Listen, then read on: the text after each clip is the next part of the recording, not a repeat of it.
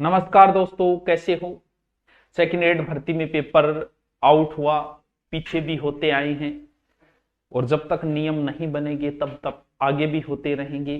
सरकार क्या नियम बनाती है। पहली बात तो ये कि जो बच्चे कमेंट कर रहे थे, आप भी अपने हो, हम आपके हैं, आप हमारे हो।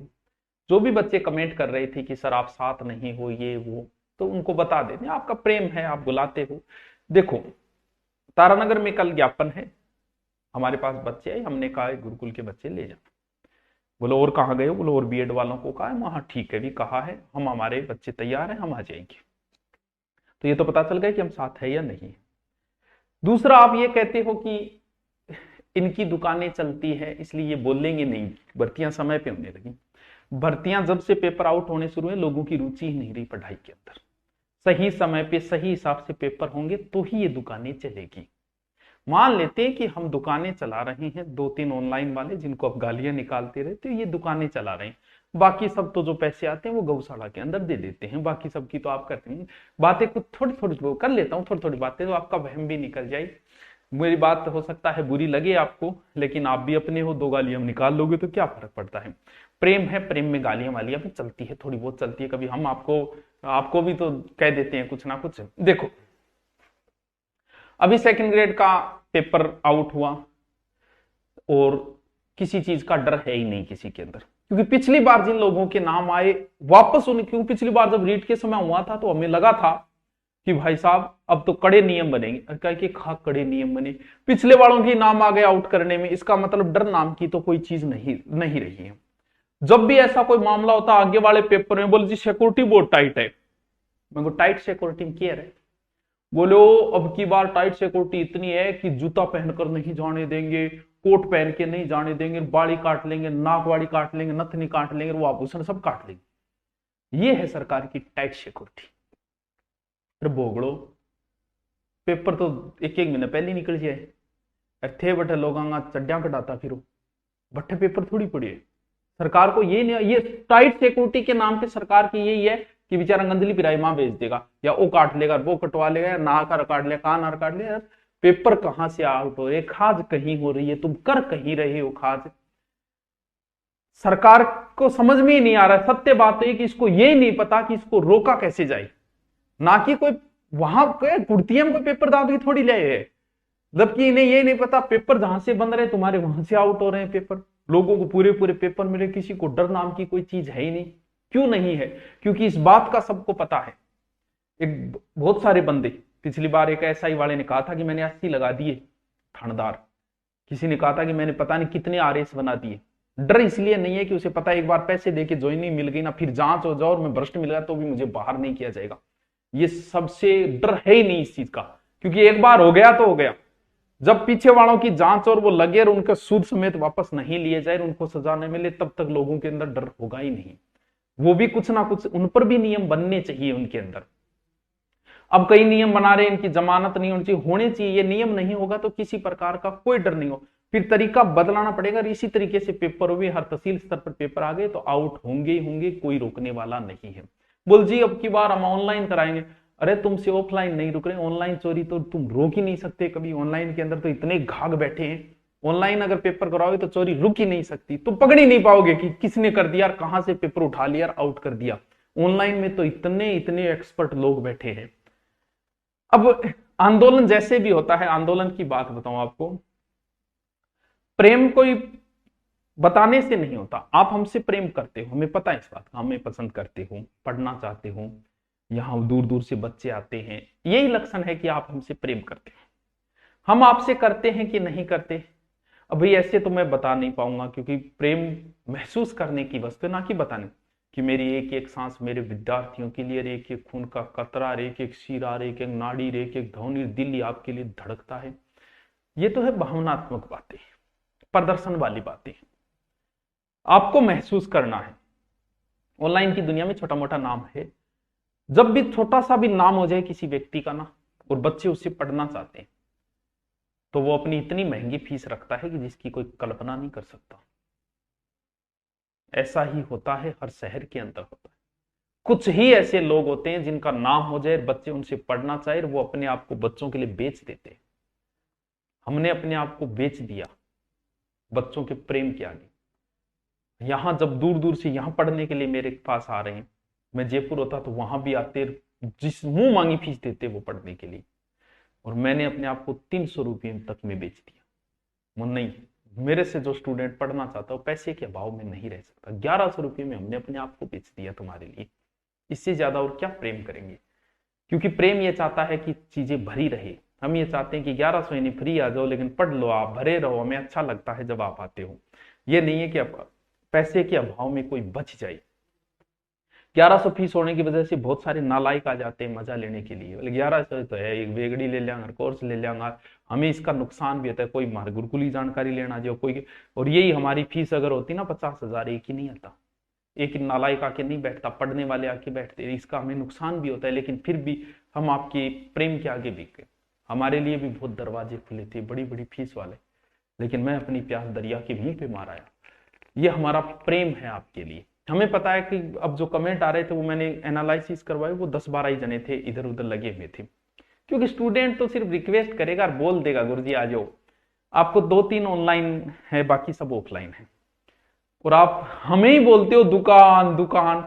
तो भाई हमने दुकान खोल रखी है, बाकी सब ने गौशालाएं थोड़ी खोल रखी है।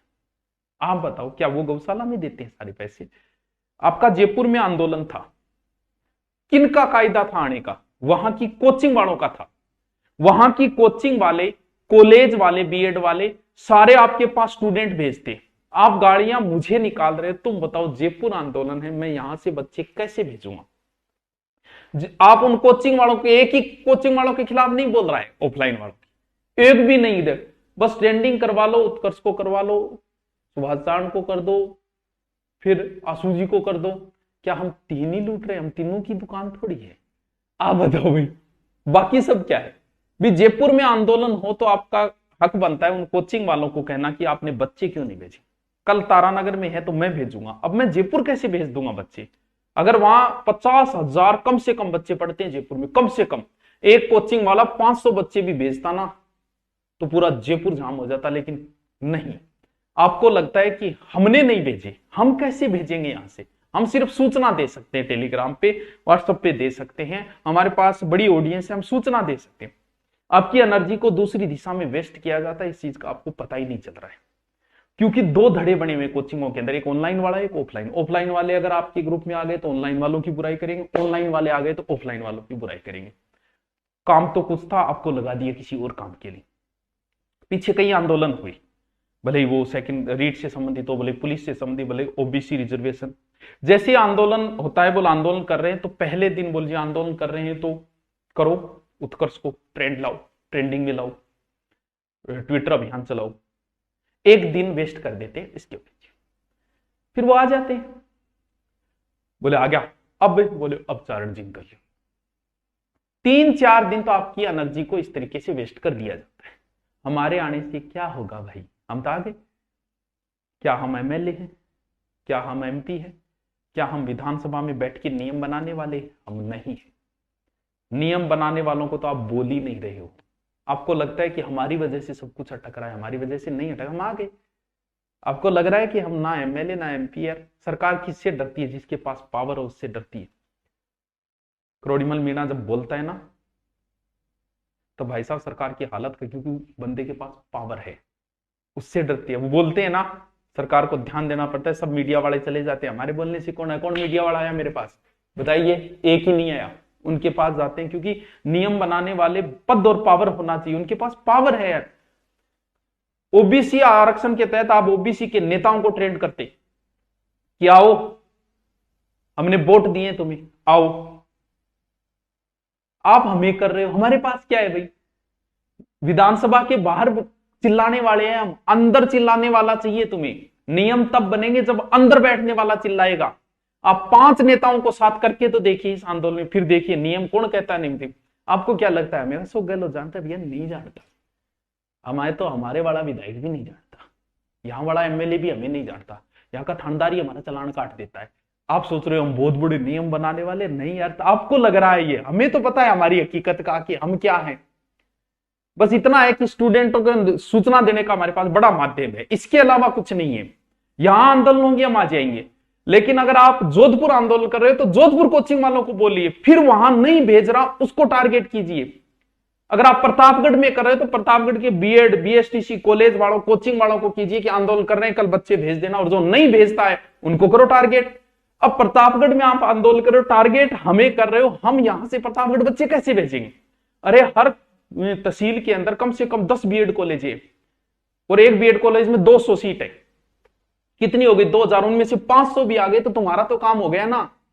कोचिंग भी चल रही है, लेकिन नहीं, बोल इनको कर लो, इन्होंने रोक रखे हैं बच्चे। अरे हमने नहीं रोक रखे यार, हम आपके साथ ही। आपको लगता है कि कुछ तो ये कहते हैं बोल जी ऐसे पेपर टाइम पे हो गए तो इनकी दुकानें बंद हो जाएगी। अरे पेपर टाइम पे होंगे, सही शेड्यूल चलेगा, सही हिसाब से, तो ही तो बच्चे की रुचि होगी, तो ही तो वो पढ़ेगा। अभी बच्चों की रुचि नहीं रही, बोले यार हर पेपर आउट हो रहा है, हर पेपर हो रहा है, कौन पढ़े, कौन कोर्स ले। हमारी भी दुकानें तभी चलेगी बच्चों जब सही समय पे पेपर होंगे, सभी सही समय पे ज्वाइनिंग दी जाएगी। आप गलत दिशा में एनर्जी लगा रहे हो, हमें ट्रेंड करने के पीछे एनर्जी आप वेस्ट मत करो। इन नेताओं को करो यार, इनको कहो हमारे साथ आओ, एक को दो को ही ले आओ, बहुत है, एक दो ही बहुत है। हमारे पास सच में आपको लग रहा होगा, मुझे पता है लग जाता है, होता है कि गुरुजी ओ गुरुजी अब क्या होगा, अब जैसे ही माँ आके बोलेगा मैं ऐसे कर दूंगा, और ये बच्चों के साथ नहीं, और ये हम बच्चों के साथ, बोलिए जी सुभाष जी सर आगे आगे क्यों? अब क्या हो जाएगा बताओ? क्या विधानसभा में नियम बन जाएगा? नियम तो अंदर बैठने वाले बनाएंगे यार, 5 उनको पकड़ो यार, उनको टारगेट करो। हम भी आपके साथ हैं उनको टारगेट करने में, ताकि कुछ बने, कुछ हो, कुछ नियम बने। वरना तो ये ढर्रा ऐसे ही चलता रहेगा। राजस्थान की हालत बहुत बुरी होती जा रही है, दिनों दिन पेपर आउट होते जा रहे हैं इस वजह से।